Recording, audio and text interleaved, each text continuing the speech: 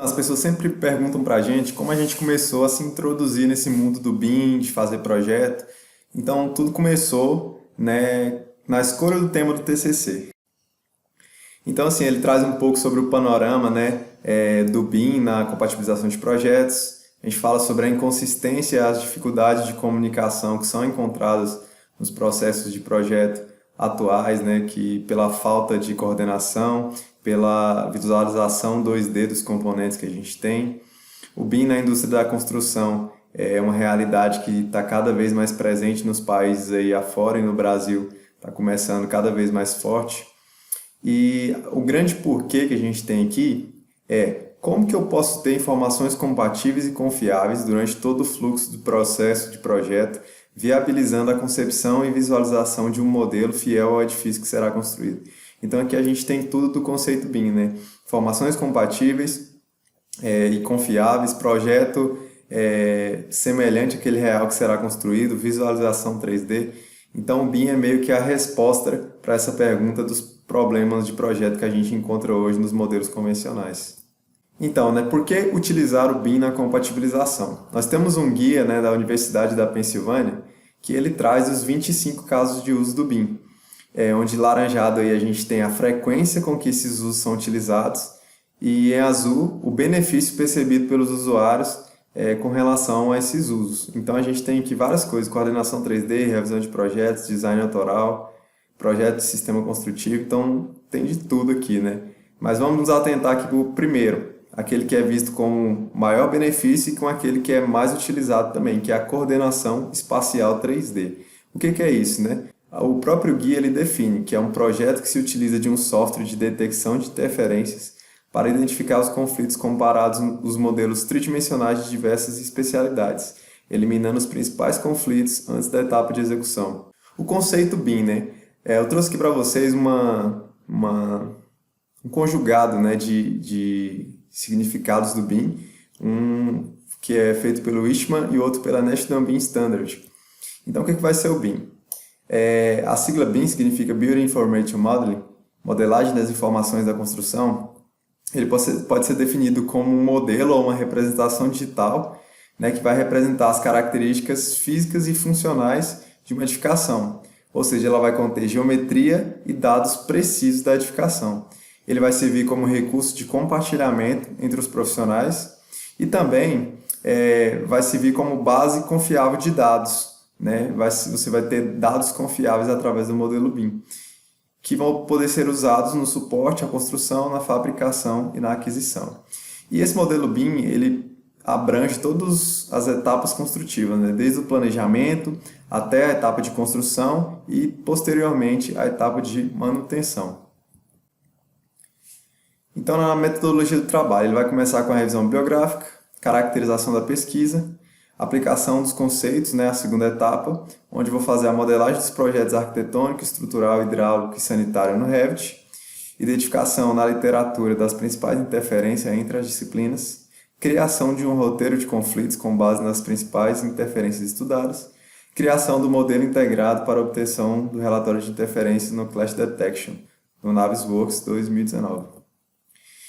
Então, analisando os dados, né, a terceira fase vai ter a triagem, a quantificação e a caracterização. Depois de analisar todos esses dados, nós vamos ver a eficiência do BIM, né, nessa compatibilização, se realmente ele muda esse fluxo de trabalho. Então, o objeto de estudo, né, trata-se de uma edificação que tem uma área construída de aproximadamente 9 mil metros quadrados. A área do terreno em que ela está é de 45 mil metros quadrados. Quais são os compartimentos? 32 salas de aula, 8 salas de apoio e 8 banheiros. Os acessos são por rampas e por escadas. Então foram modelados aqui, né? Esses projetos foram adquiridos junto à construtora em CAD e eles foram todos modelados no Revit, todos os projetos, tanto arquitetônico, quanto estrutural, quanto sanitário, quanto hidráulico. E aqui são representações dos modelos que foram modelados no Revit. Então a etapa de modelagem das informações foram importadas, né, as plantas em CAD E a partir dessas plantas foram modelados os projetos em Revit. O Revit tem uma ferramenta de importação que permite você usar as plantas em CAD para modelagem. Então foi lançada uma planta em cada nível e foram modelados fielmente do jeito que estava lá, né? Sem corrigir os problemas encontrados. E ainda na etapa aqui de modelagem das informações foram encontradas algumas interferências apenas de forma visual, né? Como por exemplo essa escada aqui que ficou transpassando a laje e esse traçado hidráulico aqui que requeria uma conexão que não existia, ou seja, uma impossibilidade do traçado ser mantido do jeito que estava lá no 2D. Então, baseado na literatura proposta aqui, foi feito um roteiro de interferências, né, que aqui continha à esquerda as disciplinas que eram confrontadas, no meio os componentes que eram confrontados de cada disciplina e do lado direito o tipo de análise, né, se era uma interferência física, se era uma interferência funcional ou visual. Então aqui dentro dos resultados que a gente obteve, na análise da arquitetura versus estrutura, a principal fonte de conflitos foi entre esquadrias e elementos estruturais, né? E muito se deveu pelas características do edifício. Como houve um erro, né, da compatibilização de projetos entre as esquadrias e os elementos estruturais como pilares, vergas e contravergas, esse erro ele se repetiu por boa parte do projeto, provocando uma gama muito extensa de interferências. Então a gente pode ver aqui o conflito entre a janela contra a verga, entre a verga e a porta, entre um pilar e um painel de janelas, né? E aqui é uma interferência do tipo arquitetônico, né? Onde o pilar ele ficou saliente para fora da parede e acabou sendo considerado, segundo a literatura, como interferência também. Então aqui na arquitetura a gente tem um número de interferências de 1327, né, entre esquadrias e elementos estruturais, entre escadas, rampas e elementos estruturais 9, e o desalinhamento entre paredes e elementos estruturais 128, ou seja, 90,4% das interferências foram entre esquadrias e elementos estruturais. Entre a arquitetura e instalações hidrossanitárias, também foi feita uma busca de interferências do tipo hard clash, né? Foram considerados os tubos verticais e paredes no mesmo pavimento como interferências normais, ou seja, não foram consideradas, porque os tubos, né, verticais são embutidos na alvenaria, então se você não avisar isso para o software, ele não vai entender. Então, os principais confrontos encontrados aqui foram entre os tubos horizontais e as paredes do pavimento inferior, né? Então, assim, houve colisões entre os tubos e as paredes que poderia ser uma interferência evitada também construtivamente, mas como estava modelado no projeto, a gente deixou do jeito que estava. Mais um exemplo. Então, entre a arquitetura e instalações, a gente teve 25 interferências entre paredes e tubos horizontais.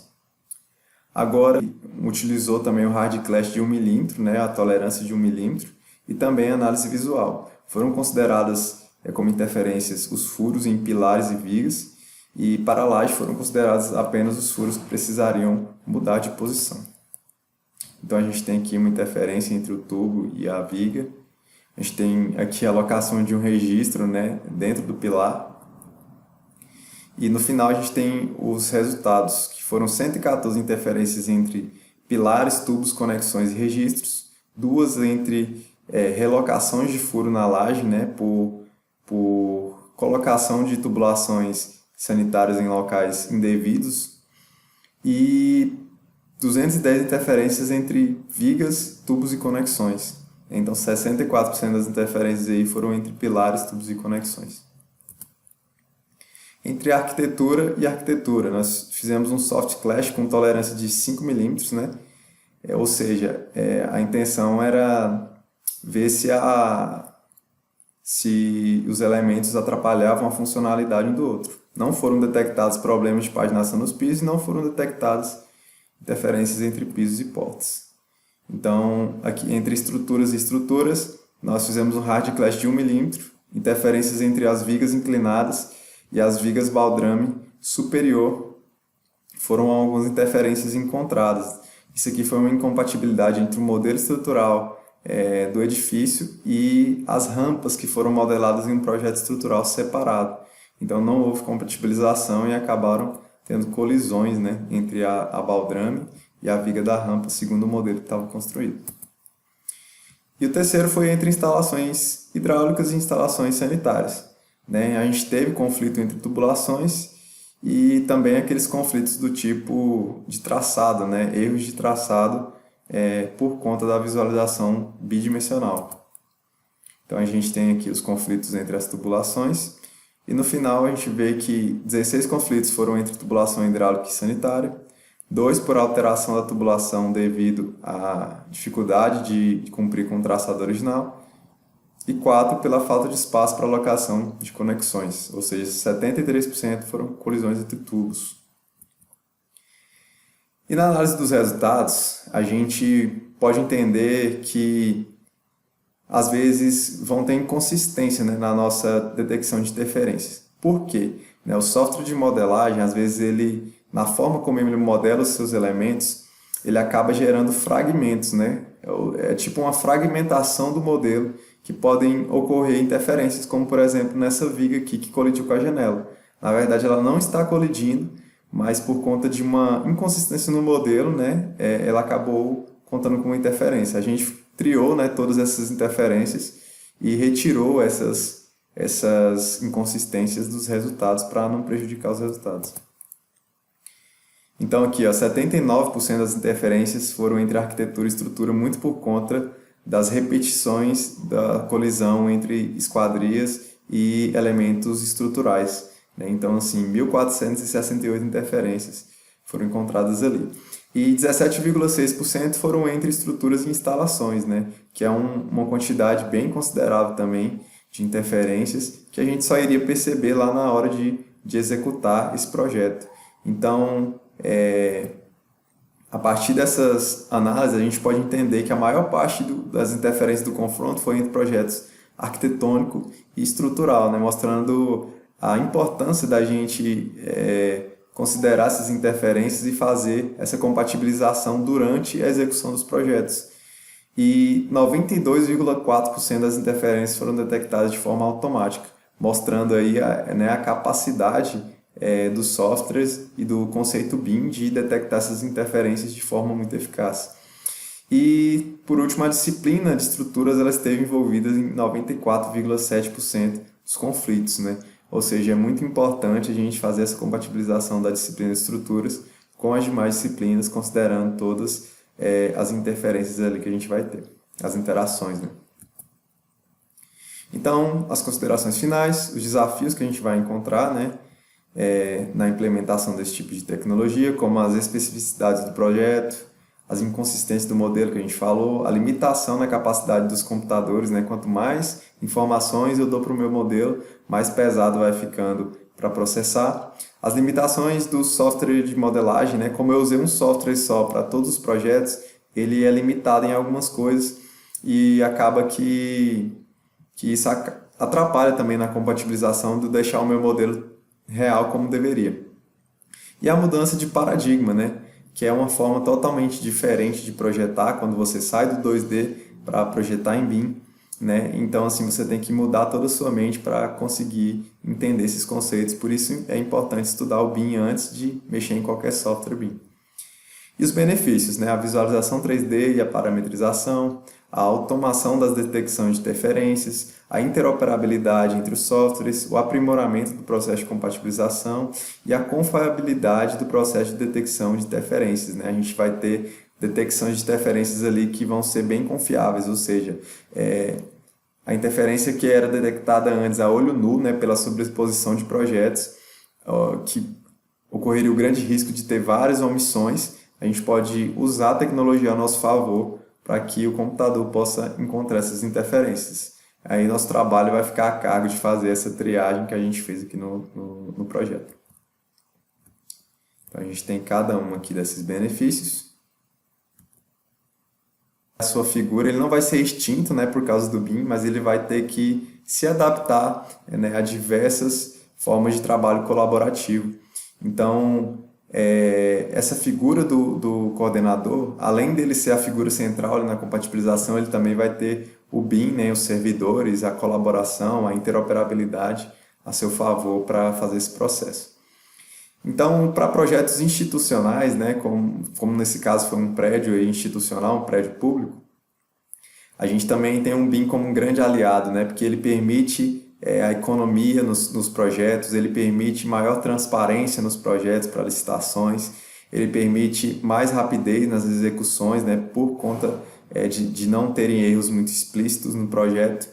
Então, a gente pode ter uma série de benefícios aí para edifícios desse cunho institucional, que foi o caso de estudo. E a gente precisa entender também que há uma necessidade da implementação do BIM na indústria da construção civil brasileira, né? Com a ajuda do mercado, com a ajuda do governo, com a ajuda dos profissionais envolvidos, nós vamos conseguir aí fazer com que essa tecnologia, esse conceito que é tão importante, chegue na engenharia e transforme a nossa forma de projetar, a nossa forma de levar a engenharia.